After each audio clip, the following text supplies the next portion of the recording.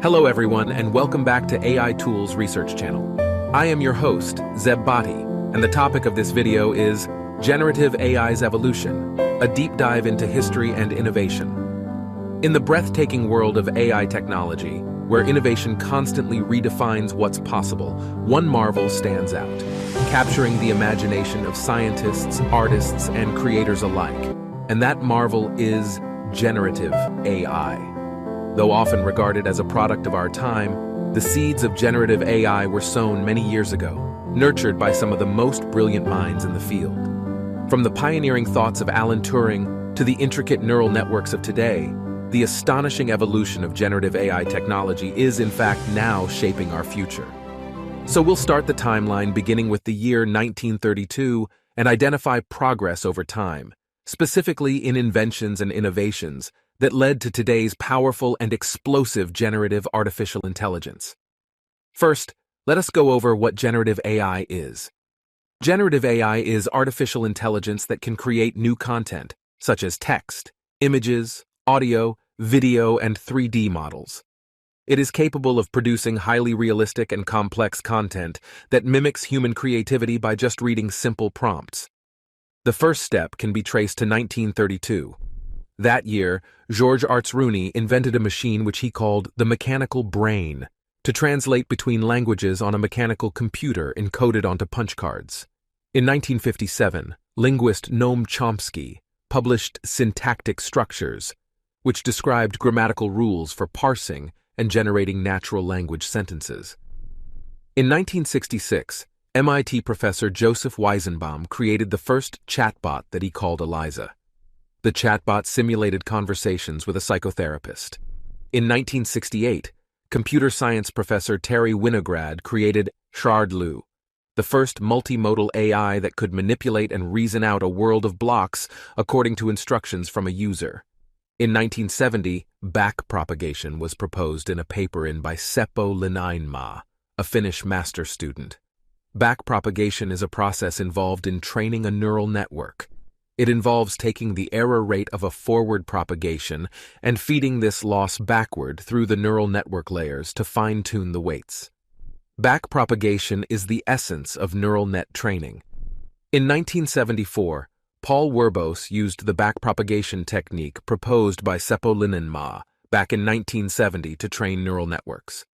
He developed the first, albeit very basic, backpropagation algorithm. 1978, George Armitage Miller, a Princeton University psychology professor, started developing a database of all words in the English language with their conceptual relations.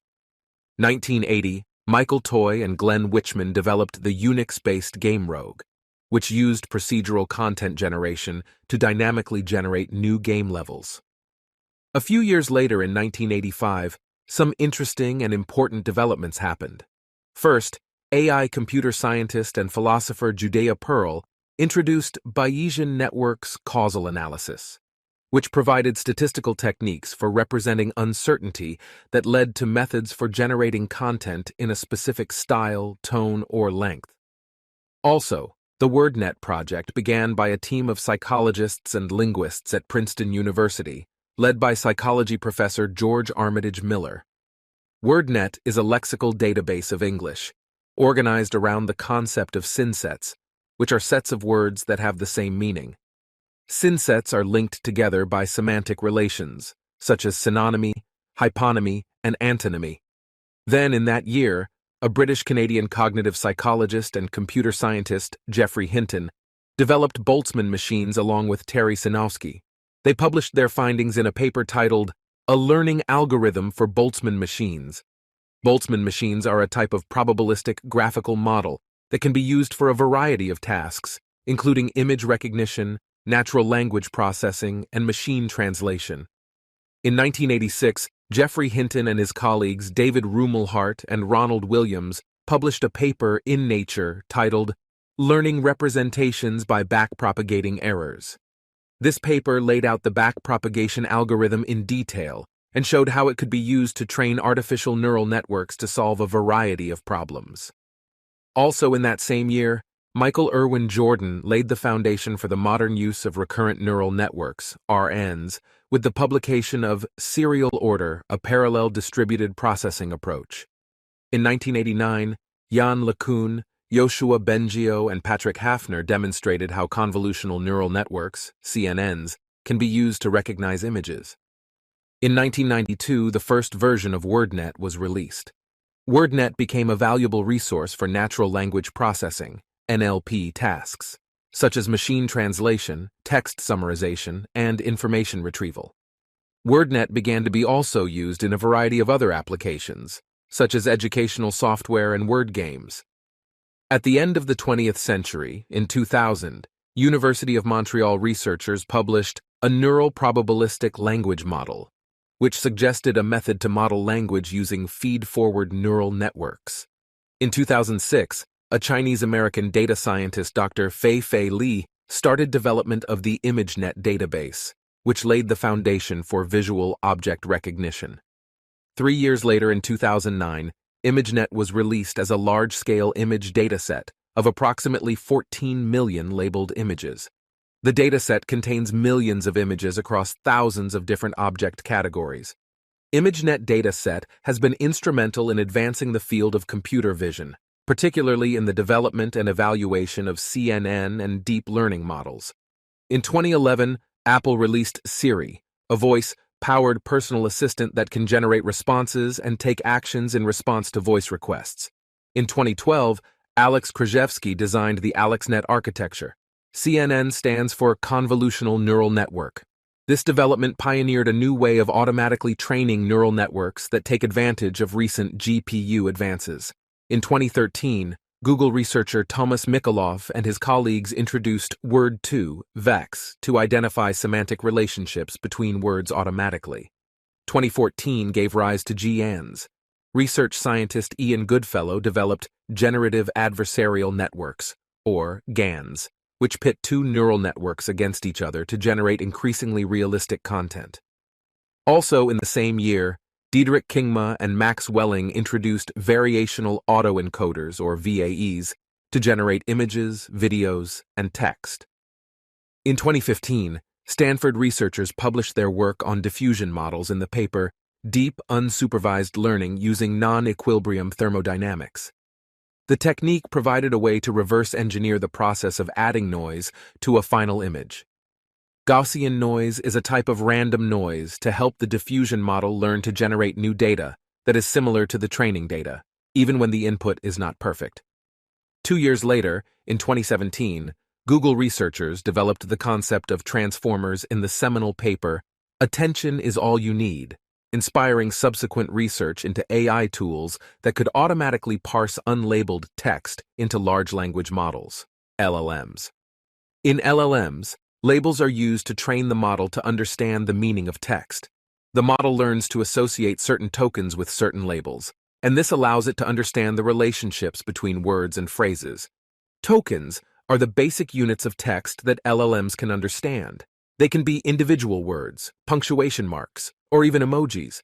Labels are the categories that tokens are assigned to. For example, a token might be labeled as noun, verb, or adjective. In some cases, labels and tokens can be used interchangeably. For example, an LLM might be trained to predict the next token in a sequence. In this case, the label for the next token would simply be the next token in the sequence. However, in most cases, labels are used to represent the meaning of text, while tokens are the basic units of text that LLMs can understand. 2018 was a disruptive year for artificial intelligence. Many developments took place in 2018. Google researchers implemented transformers into their BERT model, which stands for Bidirectional Encoder Representations from Transformers, that was trained on more than 3.3 billion words and can automatically learn the relationship between words in sentences, paragraphs, and even books to predict the meaning of text. It has 110 million parameters. Next, Google's DeepMind researchers developed AlphaFold for predicting protein structures, laying the foundation for generative AI applications in medical research, drug development, and chemistry. The same year, OpenAI released GPT, Generative Pre-trained Transformer. Trained on about 40 gigabytes of data and consisting of 117 million parameters, GPT paved the way for subsequent LLMs in content generation, chatbots, and language translation. In 2021, OpenAI introduced DALL-E, which can generate remarkable images from just text prompts. The name DALL-E is a combination of Wall-E, the name of a fictional robot, and the artist Salvador Dali. In 2022, researchers from Runway Research, Stability AI, and CompV's LMU released Stable Diffusion, which challenged DALL-E. This is an open-source code that can automatically generate images from a text prompt and is now being used in many tools such as Leonardo AI, etc. In November that same year, OpenAI released ChatGPT that provided a chat-based interface to its GPT 3.5, a 175 billion parameters LLM, with improved performance on a variety of tasks. What is fascinating about ChatGPT 3.5 is that it attracted over 100 million users within 2 months, representing the fastest ever consumer adoption of a technology service. ChatGPT acquired the first 1 million users in just 5 days after launching in November 2022. By comparison, it took Instagram approximately 2.5 months to reach 1 million downloads, whereas Netflix had to wait around 3.5 years to reach 1 million users.